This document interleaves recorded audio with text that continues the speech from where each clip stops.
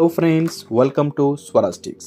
So ఈరోజు topic రీసెంట్గా చైనాలో భూకంపం వచ్చి 127 మంది చనిపోవడం జరిగింది. సో భూకంపం గురించి కొన్ని విషయాలు తెలుసుకుందాం. భూకంప అధ్యయన శాస్త్రాన్ని సిస్మాలజీ అంటారు.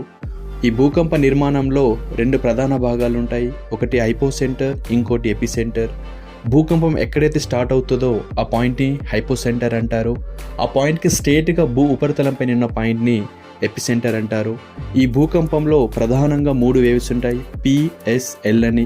భూ అంతర్భాగంలో రిలీజ్ అయ్యే ఈ పి అండ్ ఎస్ వేవ్ని బాడీ వేవ్స్ అని, భూ ఉపరితలంపై రిలీజ్ అయ్యే ఎల్ వేవ్ని సర్ఫేస్ వేవ్ అని అంటారు. ఈ భూకంప తీవ్రతని కొలవడానికి రెక్టర్ స్కేల్ యూజ్ చేయడం జరుగుతుంది. ఇప్పటివరకు ప్రపంచంలో అతిపెద్ద భూకంపం చిలీలో 1960లో వచ్చింది.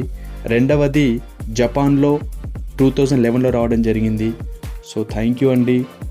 Thank you for support me and subscribe.